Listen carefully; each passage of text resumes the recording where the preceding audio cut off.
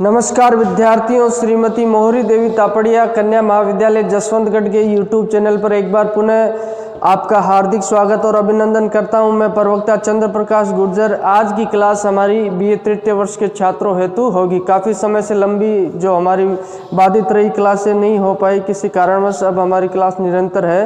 हालांकि आप उम्मीद करता हूं कि बेहतर तरीके से घर पर अध्ययन कर रहे होंगे और अभी अध्ययन और अध्यापन का क्रम अपना पुनः जारी रहेगा। तो जैसा कि आप सभी को पता है, हम पढ़ रहे तो भारत में जो ब्रिटिश कालीन जो आधुनिक भारत का इतिहास है उसे पढ़ रहे हैं। उसी के दौरान हमने जो प्रशासनिक परिवर्तनों को पढ़ा है, जिसमें कई भारतीय जो गवर्नर जनरल जो ईस्ट इंडिया कंपनी की तरफ से भारत में आते हैं, विलियम बेंटिंग हो, चाहे कई तरह के जो गवर्नर जनरल है, वॉरेन हेस्टिंग हो, और चाहे जो अंत तक जो हमने जो लॉर्ड कैनिंग तक पढ़ेंगे, उससे पहले हम जो लॉर्ड डलहौजी तक पढ़ चुके हैं, लॉर्ड डलहौजी के कार्यकाल तक। तो उनके द्वारा किए गए प्रशासनिक परिवर्तनों के बारे में हमने पढ़ा है। इसके पश्चात हम आज पढ़ने वाले हैं जो ब्रिटिश काल के दौरान जो प्रांतीय राज्यों का जो उदय होता है, प्रांतीय शक्तियों का उदय होता है, उसके बारे में अध्ययन करेंगे। और 18वीं शताब्दी में उन प्रांतीय राज्यों का जो मुख्यतः अंग्रेजों से संघर्ष होता है, ब्रिटिश सत्ता से काफ़ी संघर्ष होता है, और आधुनिक भारत के इतिहास में इन राज्यों की महत्वपूर्ण भूमिकाएं रहती है, उनके बारे में हम आज अध्ययन करेंगे। तो बात करते हैं तो क्षेत्रीय शक्तियों का जो उदय है उसमें हमें मुख्यतः मैसूर, पंजाब और अवध को पढ़ेंगे। हालांकि ये तीनों क्षेत्र है, इनकी वर्तमान समय में स्थिति देखी जाए तो भारत में किस जगह ये स्थित है, बात की जाए तो मैसूर है जो अपने कर्नाटक राज्य है भारत का, उसमें स्थित है। और पंजाब से आप भली भांति विदित हो, और पंजाब प्रांत में ये अपनी तरफ पूर्वी पंजाब, पश्चिमी पंजाब है जो पाकिस्तान में स्थित है, वो क्षेत्र जो पंजाब का क्षेत्र आता था महाराजा रणजीत सिंह का, जिस पर अधिकार रहा था। मैसूर में बात करें तो यहाँ पे जो हैदर अली है, टीपू सुल्तान है, इनका जो शासन रहा था, और इनके मध्य और अंग्रेजों के मध्य जो संघर्ष हुआ था। अब बात करते हैं अवध की। अवध वर्तमान में कहाँ स्थित है? तो अवध उत्तर प्रदेश का क्षेत्र है, ये स्थित है। यहाँ जो हजरत बेगम है और उसके मध्य और अंग्रेज़ों के मध्य जो नवाब की बेगम होती है, हजरत बेगम, उसके मध्य जो संघर्ष होता है 1857 की क्रांति में भी इसका मुख्य योगदान रहता है। इन राज्यों का कैसे इनके द्वारा विलय किया जाता है और ब्रिटिश जो अंग्रेज़ों के साथ कैसे संघर्ष होता है उसके बारे में हम अध्ययन करते हैं। तो आज बात करते हैं हम मैसूर राज्य के बारे में बात करेंगे।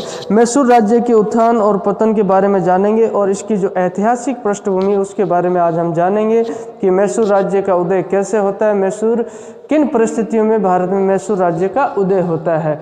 तो आज हम मैसूर राज्य का उत्थान व पतन इसके बारे में पढ़ेंगे।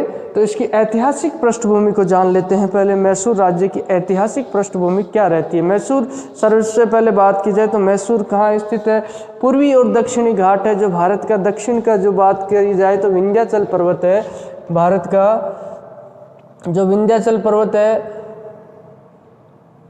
ये जो विंध्याचल पर्वत श्रृंखला है इसके दक्षिण में स्थित है। ये बात की जाए तो आपके महाराष्ट्र के नीचे रहेगा। ये कर्नाटक के दक्षिण और पूर्वी घाट की जो बात है वहाँ पर ये स्थित अपने को मिलेगा। ये रहा दक्षिण घाट, ये पूर्वी घाट। मैसूर यहाँ कर्नाटक के आसपास कहीं यहाँ पे स्थित रहता है। सुदूर दक्षिण में जो भारत का इलाका है इसे यहाँ पे मैसूर राज्य स्थित है। यहाँ पे जो वीर और साहसी योद्धा जो हैदर अली और टीपू सुल्तान होते हैं, सुदूर दक्षिण का क्षेत्र है। अब बात की जाए तो मैसूर साम्राज्य का उत्थान कब होता है, मैसूर साम्राज्य कब अस्तित्व में आता है, और इससे पहले किस साम्राज्य का अंग था? तो विजयनगर आपने सुना होगा, जो हरिहर और बुक्का के द्वारा विजयनगर राज्य की स्थापना की जाती है। मोहम्मद बिन तुगलक के समय स्थापना की जाती है। उसी राज्य के विघटन के दौरान जब उस राज्य का पतन होता है तो तभी इस मैसूर राज्य का उदय होता है।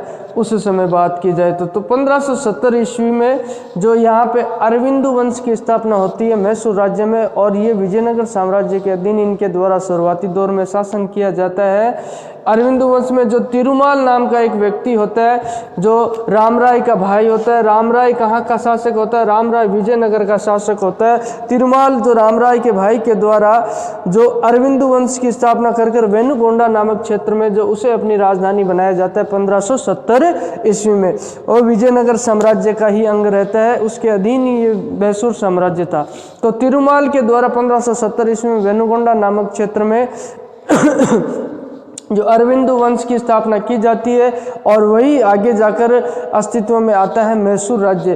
तिरुमाल के पश्चात रंग द्वितीय के द्वारा शासन किया जाता है, उसके पश्चात वेंकट द्वितीय के द्वारा शासन किया जाता है, और वेंकट द्वितीय के समय, ये वेंकट द्वितीय जब शासक बनता है उसी समय विजयनगर साम्राज्य का पतन अतिशीघ्र शुरू हो जाता है। विजयनगर साम्राज्य पूर्ण रूप से उसका पतन हो जाता है, और विजयनगर साम्राज्य के पतन के पश्चात ही इस मैसूर राज्य की स्वतंत्र राज्य के रूप में स्थापना हो जाती है। और इस वंश पर आगे के शासकों में बात की जाए तो आगे के शासकों में वाडियार वंश, जो वाडियार वंश है, इसके शासकों के द्वारा शासन किया जाता है वाडियार वंश। और ब्रिटिश, भारत में ब्रिटिश काल तक यानी अंग्रेजों तक जो इसके द्वारा शासन किया जाता है, हालांकि ये नाममात्र के शासक इसके रहते हैं, और ब्रिटिश गवर्नर जनरल के द्वारा इसे पुनः, जो बात की जाए टिपू सुल्तान की मृत्यु के पश्चात, वाडियार वंश के व्यक्ति को शासक बना दिया जाता है मैसूर राज्य का। तो वाडियार वंश के शासकों, हिंदू शासकों के द्वारा, या हिंदू शासक ही थे वाडियार वंश के, और इनके द्वारा दीर्घकालीन लंबे समय तक शासन किया जाता है। और 1704 ईस्वी में वाडियार वंश के शासकों के द्वारा औरंगजेब के साथ संधि कर ली जाती है। जो औरंगजेब की बात करें तो मुगल सम्राट जो होता है, जिसकी 1707 ईस्वी में मृत्यु होती है। और इस संधि के कारणवश क्या होता है, ये जो संधि 1704 ईस्वी में हो जाती है, और इनके द्वारा मुगल साम्राज्य की अधीनता वाडियार वंश यानी मैसूर राज्य के द्वारा स्वीकार कर ली जाती है। 1719 ईस्वी में मुगल मराठा संधि, जो मराठा है, मराठाओं के मध्य एक संधि हो जाती है, जिसके तहत ये अधिकार मराठों को मिल जाता है कि आप जो मैसूर राज्य से चौथ वसूल कर सकते हैं, यानी कि जो सुरक्षा के बदले में जो आय का चौथा हिस्सा इनके द्वारा वसूल किया जाता था, वो हिस्सा वसूल करने का अधिकार मराठों को दे दिया जाता है। इसी वजह से मराठों और निजामों के मध्य झगड़े हो जाते। ये निजाम कौन थे? निजाम जो हैदराबाद राज्य के सुल्तान थे, उन्हें निजाम कहा जाता। तो ये हैदराबाद के, क्योंकि निजामों के द्वारा मैसूर राज्य पर अपना अधिकार माना जाता था, वह उसे अपने अधीन मानते, तो इसी कारणवश है जो मराठों और निजामों में भी संघर्ष शुरू हो जाता है, ये बात रहती है। इसके अलावा बात करें तो 18वीं शताब्दी में वहाँ का एक अंतिम जो शासक है, चीका कृष्णराज नाम का एक शासक रहता है।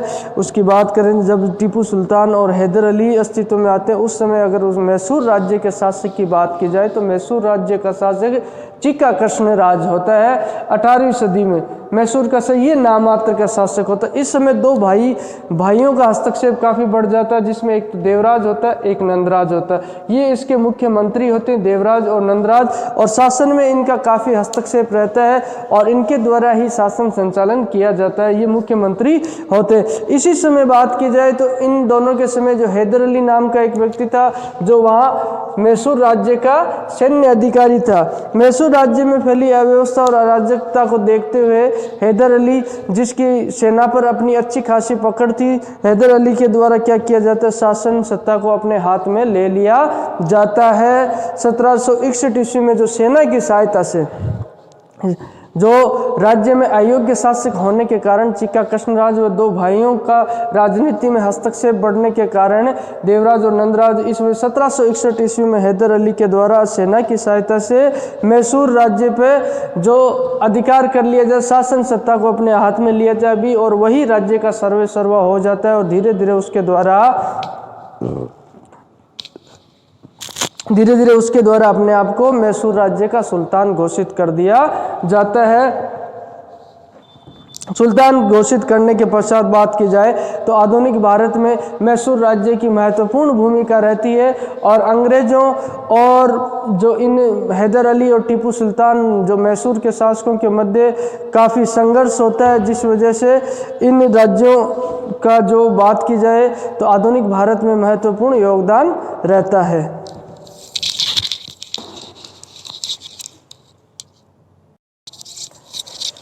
तो विद्यार्थियों, आज की क्लास में हमने क्षत्रिय शक्तियों का उदय यानी कि ब्रिटिश काल के दौरान जो अंग्रेजों का भारत पर शासन स्थापित होता है, बंगाल से शुरू होते हुए धीरे धीरे भारत के अन्य प्रांतों पर अंग्रेजों के द्वारा अधिकार कर लिया जाता है और उसके पश्चात भारत पे जो अंग्रेजों के द्वारा अपनी शासन व्यवस्था स्थापित की जाती है, जिसका प्रखर विरोध कुछ भारतीय शासकों के द्वारा की जाती है। उनमें मुख्यतः मैसूर, पंजाब और अवध के शासक होते हैं, जिनके द्वारा अंग्रेजों का प्रतिरोध और विरोध किया जाता है और उनके मध्य संघर्ष होता है। उस संघर्ष की स्थिति को हम जो पढ़ेंगे, इसमें क्षत्रिय शक्तियों के उदय के दौरान मैसूर राज्य की बात की जाए तो मैसूर राज्य जो दक्षिण भारत में स्थित है, जो कर्नाटक राज्य में स्थित है, और वहाँ पे जो बात की जाए तो शुरुआती दौर में विजयनगर की ऐतिहासिक पृष्ठभूमि के बारे में हमने जाना, क्योंकि ऐतिहासिक पृष्ठभूमि में जो विजयनगर साम्राज्य था उसके तहत ही मैसूर का साम्राज्य था। और उसी समय अगर रामराय के भाई है जो बात की जाए तो तिरुमाल के द्वारा जो अलग राज्य की स्थापना की जाती है वेनुगोंडा को राजधानी बनाते हुए, और उसके पश्चात धीरे धीरे ये मैसूर राज्य एक स्वतंत्र राज्य के रूप में उभर कर सामने आता है। और यहाँ पर वाडियार वंश के शासकों के द्वारा, जो हिंदू शासकों के द्वारा शासन किया जाता है, उन्हीं में से बात की जाए तो 18वीं शताब्दी में चीका कृष्णराज नाम का एक शासक था। चीका कृष्णराज नाम के शासक जो अयोग्य और निर्बल शासक था, उसी के समय जो देवराज और नंदराज दो भाइयों का हस्तक्षेप राजनीति में बढ़ जाता है और इसी वजह से एक अन्य सेना नायक जो हैदर अली होता है, हैदर अली के द्वारा शासन सत्ता को अपने हाथ में ले लिया जाता है। और शासन सत्ता को अपने हाथ में लेने के पश्चात कुछ समय पश्चात वह सर्वेसर्वा बन जाता है और अपने आप को सुल्तान घोषित कर दिया जाता है और वाडियार वंश के शासकों को हटा दिया जाता है गद्दी से। और इसके पश्चात जो मैसूर राज्य में जो ये हितों का टकराव होता है अंग्रेजों और इनके मध्य, जो हैदर अली और टीपू सुल्तान जो दो शासक होते हैं पिता पुत्र, और इनके द्वारा अंग्रेजों का प्रखर विरोध किया जाता है। किस तरीके से फ्रांसीसियों से सहयोग प्राप्त करते हुए अंग्रेजों के विरुद्ध इनके द्वारा लड़ाई जारी रखी जाती है और भारत के जो सेना नायकों में इनका नाम लिया जाता है हैदर अली और टीपू सुल्तान, क्योंकि अंग्रेजों के साथ इन्होंने जमकर संघर्ष किया और जमकर लोहा लिया। और आगे की क्लास में हम जो हैदर अली और टीपू सुल्तान तथा अंग्रेजों के मध्य हुए संघर्ष के बारे में पढ़ेंगे। आज की क्लास के लिए इतना ही पढ़ेंगे हम। बोलिए, यहाँ तक आपको कोई चीज़ समझ में नहीं आई हो, किसी तरह की समस्या हो, शंका हो, तो आप निसंकोच पूछ सकते हो। आपके पास जो प्लेटफॉर्म अवेलेबल है शैक्षणिक व्हाट्सएप ग्रुप, उसके माध्यम से आप अपनी बात मुझ तक पहुँचा सकते हो। किसी तरह के सुझाव और राय हो वो भी आपके आमंत्रित आप दे सकते हो। तो आज की क्लास के लिए बस इतना ही और सभी विद्यार्थियों का एक बार पुनः बहुत बहुत धन्यवाद।